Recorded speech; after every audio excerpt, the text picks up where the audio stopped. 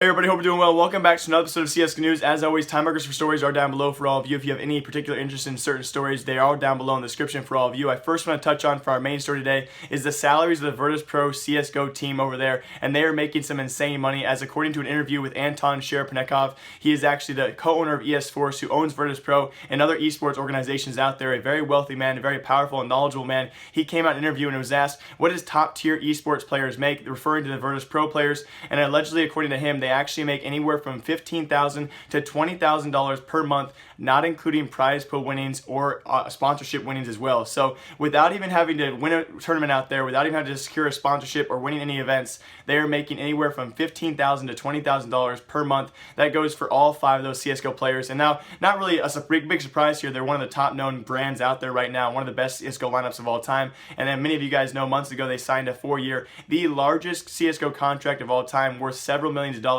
They all 5 of those players signed a 4-year contract with ESForce under their umbrella. So they are making anywhere from $15,000 to $20,000 per month just for playing video games. And that was some insane news. Some other insane news though, we have another ESEA player, another pro player banned, but for different reasons now time. It was actually a 14-year-old North American Premier player as well as an ESEA player named Shanky, and he was actually banned allegedly for malicious activity, which was known as him saying the N-word multiple times on stream. Those Twitch clips have since been taken down. We no longer have evidence of those, but you can go through the comments. There was obviously enough evidence to actually ban him for 1 year from ESEA. So there's a lot of people riding the fence here on this topic. I wanted to include it though. What do you guys think? I don't want to really ride the fence. I'm definitely more leaning towards the side that a 1-year ban was quite lenient and actually fair enough.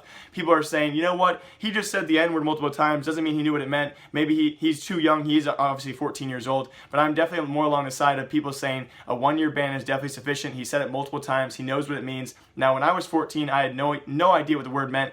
So again, a lot of people on either side of the fence. What do you guys think? He has been banned for 1 year. So unfortunately enough, another potential North American talent known as Shanky, 14 years old and ESEA and Premier player, pretty good talent-wise, will be banned for 1 year from those events. Now moving on to another story, guys.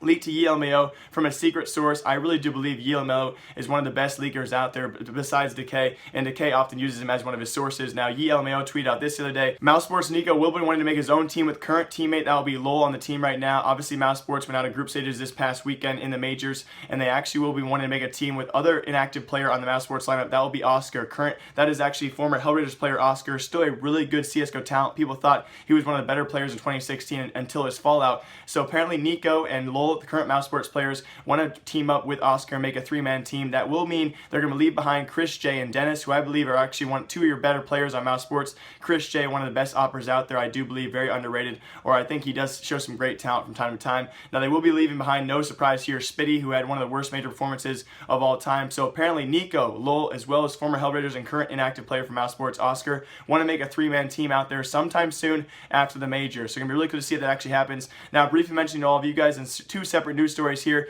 we have to also agree, I actually correctly predicted this, people probably doubted it as well, a lot of you French fans out there. I said that no French team would make the playoffs. That was and certainly actually came to be true. MBS and G2 both went out of group stages, guys. Neither one qualified, and this certainly means imminently the French shuffle will be happening. Public opinion now says that the French shuffle should be happening sometime soon within the next 4 to 5 weeks. It's going to be really cool to see if that 5-man lineup we know of will come true. Now on top of this, we do finally have the SK Gaming and Immortals trade finally pretty much being confirmed. We have Felps tweeting out several things like this. He's also with SK Gaming at the major right now, scoping it out, feeling how it feels to be in a major setting. So Felps is with SK. He tweeted out several things with their gear on, as well as FNX on screen right now. He is now part of Immortals ESEA roster. So that pretty much confirms, guys, the SK Immortals trade has now fully gone through. We have big shuffles coming on soon. We not only have the French shuffle imminent, we also have the SK Gaming, the Brazilian trade coming in soon, which is pretty much guaranteed now. And now we also have potential of the Fnatic God-sent Swedish shuffle. Obviously Fnatic's still in the tournament right now, but it's going to be cool to see if these shuffles do happen. Most of them are guaranteed, but the Swedish shuffle one we don't have much evidence on. Should it happen, will JW and Flusher return to the Fnatic roster? We'll find out hopefully soon. And very last in today's episode of this short episode of CSGO News, I want to talk about K0nfig. Allegedly, actually, HLTV shortly afterwards gave him an award. Many of you guys saw this play. It was overtime in group stages, a 1v1 situation. It was the 31st round, the first round of overtime, a 1v1 situation in a match, in an actual round, which could have easily decided this match itself. It was North versus Godsent overtime. The first round of overtime, it came down to znajder on Godsent versus this man K0nfig on North. 1 HP versus 2 HP, a clutch situation 1v1, and k0nfig goes ahead and actually knifes the guy. Instead of shooting him to be safe, he goes right behind him and knifes him. Now, people thought, what a huge play, what a great play it was. HLTV even awarded him a Balls of Steel award shortly afterwards, and it was great to see. Even FC Copenhagen on their website, their new North website, had a t-shirt for sale for about $17. If you guys are interested, look on screen if you guys want that shirt. But really cool to see that play. Here's a quick clip of that for all of you. It's the AWP player down, so if flusha can pick up this kill, they're trying to pinch shot him as Jisk. It does open up the site, and znajder's going to do it instead by wrapping around. They'll go for the default plant just in time. 5 seconds when he gets it onto the plant and onto the line. 1 HP versus 2. There's 3 HP between 2 players left in a 1 versus 1 post-plant overtime of an elimination match, and k0nfig might get the upper hand. Take your time. Take your time. Add insult to injury in overtime.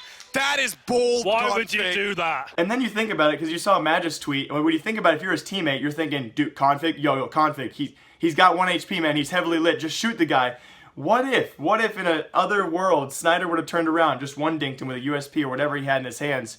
What if that would have happened? That is a major spot. A $500,000 ultimate prize pool on the line. We still have $700,000 prize pool for the top 8 finishers on the line, and this guy decides to pull out his knife.